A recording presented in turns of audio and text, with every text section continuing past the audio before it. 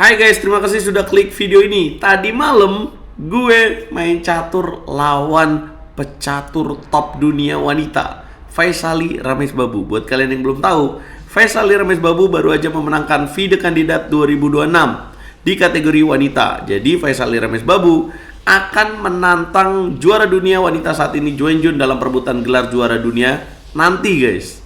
Jadi bisa dikatakan gue lawan salah satu yang terbaik di dunia, teman-teman. Nah, bisa jadi juga dia bakal jadi the next world champion nih. Nah, gue main lawan dia tadi malam di catur online. Jadi secara random, kalau lu punya elo rating tinggi, kan gue 2900 ya. Mohon maaf nih, tapi Faisali memang elo ratingnya lebih rendah catur pelurunya, yaitu 2800. Tapi catur klasiknya dia lebih hebat daripada gue. Nah, gue bermain lawan dia sebanyak 6 kali permainan. Skor akhirnya 4-2. Dan ini adalah game, ya gue pilih lah game yang terbaik menurut gue ya teman-teman, dengan buah hitam.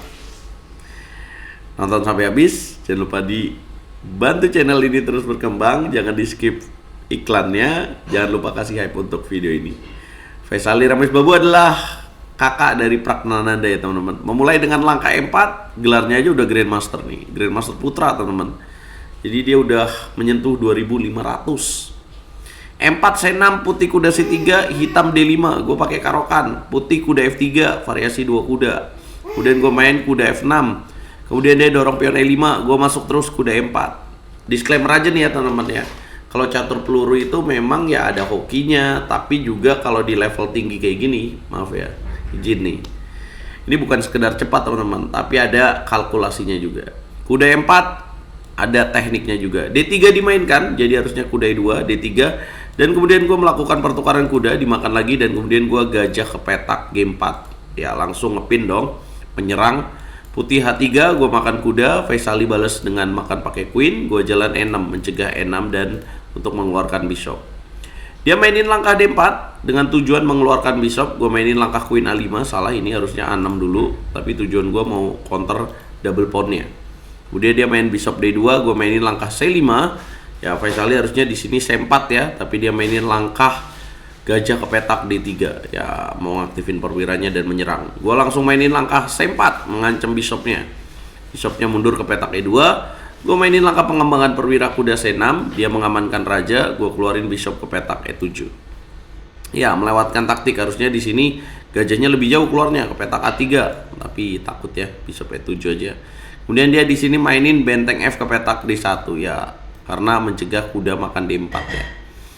Nah, harusnya lebih bagus di sini benteng F B1, walaupun gue bisa makan D4 tapi dia bisa mengincar petak B7. Benteng F D1. Kemudian gue mainin langkah rokade dulu. Ya, harusnya lagi-lagi menteri A4, tapi ngamanin raja lah naturalnya. Kemudian queen ke petak G3, dia mau gajah ke petak H6 di sini, gue langsung prepare dengan langkah F6. Nah, Faisali nggak berani gajah H6, harusnya dia bisa lakukan ini, tapi dia malah mainin langkah F4. Kemudian gue mainin langkah F5.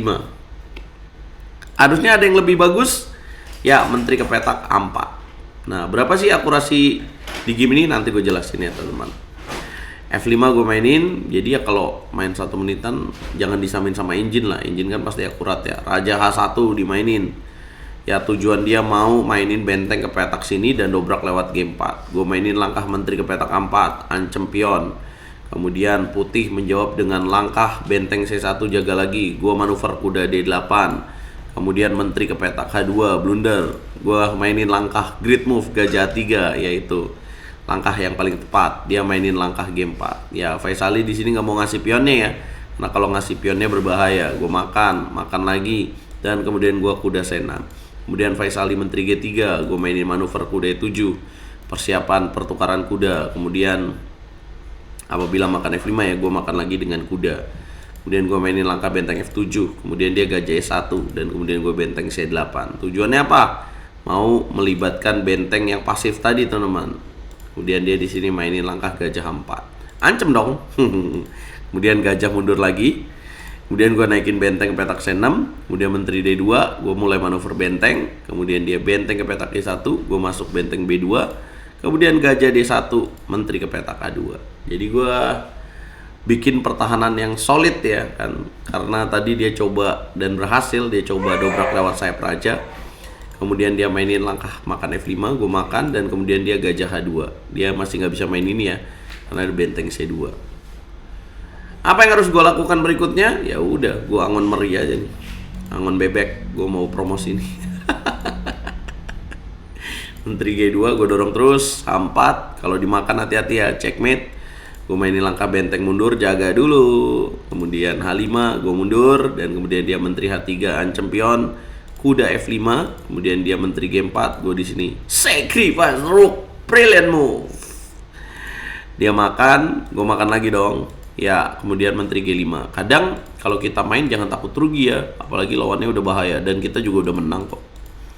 Kemudian gue mainin skak, dia tutup, dan kuda E3. Ya udah selesai lah ini, sikat dan menang. Karena kalau dia sikat lagi, pion gue promosi. Mungkin ini banyak salahnya. Sebenarnya ini bukan game pertamanya. Game pertamanya tadi malam gue menang dengan, ya nanti lu bosen. Seperti yang kalian tahu, gue mainin pakai teknik kuda C3 dan boom. Kalian pasti udah sering dong lihat gue menang dengan teknik tipuan ini, dimana teman-teman udah sering lihat kalau biasanya gue pakai kuda C3 berarti mengharapkan lawan gue cepet-cepet pre-move kuda C6 dan gue langsung kuda B5, coba London. E5, ya kuda B5 ini ancaman yang sangat bagus ya dan langsung unggul. Jadi lo kalau mau unggul cepat pakai London system, mematikan ya ini. Kalau orang bilang kok London system di ban bang, di ban ya orang karena diayamin terus sama London system. Nah ini nih gara-gara ini kuda B5 lawan GM top wanita aja bisa digunain. E5 kemudian makan, kemudian kuda G4, sacrifice the queen, ya kan harusnya E6 aja udah cukup, tapi gue ngambil pion aja. Kok menteri gue dikasih? Kalau dimakan gue ada kuda C7. Jadi udah unggul 2 pion, gue makan, dan kemudian gue skak, gue mainin kuda D6. Dia dapat pion, nggak masalah, masih unggul ya kan. Raja dia tidak dalam posisi nyaman, dan kemudian terjadi pertukaran pada petak D6 karena kuda gue bagus banget, dan kemudian gue dapat pion lagi. Ya udahlah, sepasang gajah, posisi aman, jangan lupa untuk apa? Rokade teman-teman. Dan di sini Faisali menyerang dengan gajah H3, gue geser benteng, kemudian dia A5, gue masuk benteng D5. Tujuannya apa? Mau ke sini dong. Dia bingung kali, disikat gajah gue. Nah, mengharapkan apa sih? Dia mungkin ngarepin gue makan dan kemudian rajanya bakal kuat di sini. Gue dorong pion dulu dan gue makan, jadi pion promosi itu. Berikutnya, gue mainin langkah benteng ke petak B5 karena kesulitan dong. Wah, rajanya jadi aman di belakang pion gue. Enak aja deh. Gue ancam lagi benteng B5. Dia makan, dia F5. Kemudian gue makan pion. Dia makan pion dong karena kalau mundur kudanya jatuh. Gue skak. Kemudian gue skak lagi, menyerah. Padahal benteng D5 skak mat ya. Nggak apa-apa lah, lagi asik main. Nah, ini pertemuan pertamanya teman-teman. Habis itu main lagi. Ya gue juga mengalami kekalahan teman-teman. Jadi skornya gue 7 kali pertemuan lawan dia. Berapa sih? Nih 5-2. Lu lihat nih baik-baik. Lu kunjungin dah akunnya Faisali 2001. Ini beneran Faisali kagak sih bang? Ya lu lihat aja nih akunnya. Lu googling lah. Sekarang kan udah zaman canggih. No tipu-tipu ya. Mengalahkan pecatur top dunia. Nah, tapi gue kalahnya gimana? Pasti lu pengen nonton gue kalah dong. Nah ini nih kekalahannya nih. Gue kasih. Ntar protes yang ditampilin menang mulu katanya. Nih gue tampilin kekalahannya gimana sih. Sebenarnya kekalahannya juga unik-unik juga sih. Dalam posisi unggul juga akurasi gue lebih tinggi nih. Coba ya. Nih ini kan main pakai karokan nih. Kecepatan nih pelan-pelan. Nih ini karokan variasi tukar. Gue biasanya ngeluarin gajah lewat sini. Nih gue berani untuk menawarkan pertukaran. Kok berani sih bang? Ya supaya gue menguasai petak center. Jadi nggak ada masalah. Kuda F3 gue makan. Ya harusnya dia di sini makan emang lebih bagus ya. Gue makan, kemudian gue naruh kuda di sini dan gue kuatin lagi dengan pion. Nah gue E6 di sini, kemudian gue tawarin pertukaran queen. Nah sebenarnya ini gue menang lagi. Maaf salah. Yang ini gue menang. Maaf pak, salah lihat pak. Bukan maksud mau nampilin yang menang lagi. Entar habis ini. Nah ini kemenangan gue juga nih dengan teknik endgame nih. Nih pak tuh. Endgame dunia nih pak. Jadi dia pionnya lemah di sini, makanya langsung gue tuker. Nah lihat nih pak, cara gue ngambil pionnya tuh pak. Tuh Nah, langsung gue tarik mundur. Kenapa dia nggak berani makan? Karena udah saya hitung pak, ini bakal kalah. Tuh saya bakal dapet pion ini pak. Ya, akhirnya dia nyerahnya gimana? Nyerahnya ya karena pion ini juga. Tuh, gue gocek. Tuh, bingung dia. Dia serba salah kalau makan pakai benteng. Gue skak sini dapat lagi pionnya. Jadi dia coba maju ya udah kalah ini. Gue dorong. Maaf, bukan yang ini, bukan yang ini.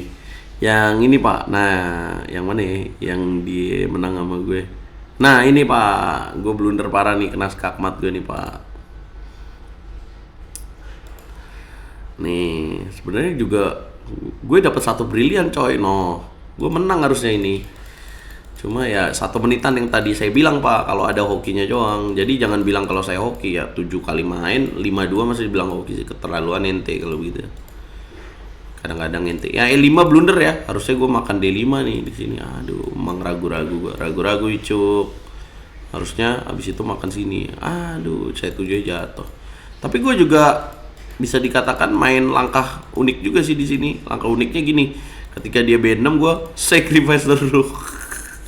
Gajah C4 aja ya. Iya gajah C4 benteng sini gajah B5 ya. Sacrifice terus gue, kalau dimakan gue dapat lagi. Nah, gue udah unggul 1 pion dong. Tapi posisi gue pasif di sini. Nah, sampai akhirnya gue coba bertahan dulu nih. Dan gue lihat ada kelemahan di petak F7, gue kasih dia di sini. Nih, dia ngambil pion, gue makan F7, brilian. Udah menang. Cuma gue di sini nggak nemu konklusi gimana caranya untuk skakmat. Malah gue ngejar rajanya mulu, padahal gue bisa ke sini. Jam sayur gue nih di sini. Malah jadi masuk dan akhirnya gitu. Sering kan bapak main kayak gini, ngejar raja lawan tapi malah rajanya jadi kuat dan raja kita yang kecolongan, dan akhirnya gue kena skakmat pak. Padahal akurasi gue tinggi di sini. Kayak gitu pak. Nah, mau lihat satu lagi yang gue kalah nih. Nantilah buat stok konten lah pak. Teman-teman, itulah yang terjadi. Jadi kalau kalian mau jago kayak gini ya daftar RL Chess Academy guys. Saya ajarin gimana cara main catur kilat yang bagus. Mau daftar RL Chess Academy di mana? Nih ada Instagram saya di sini guys. Dan ya pasti habis ini ada yang komen dong, bang. Ya kamu harusnya udah Grandmaster bang, belum rezeki guys. Kita semangat terus kejar gelar Grandmaster ya. Doain tahun depan kita live-nya di Rusia. Jangan lupa like, share, dan follow gue sekarang guys. Kita ketemu di video berikutnya.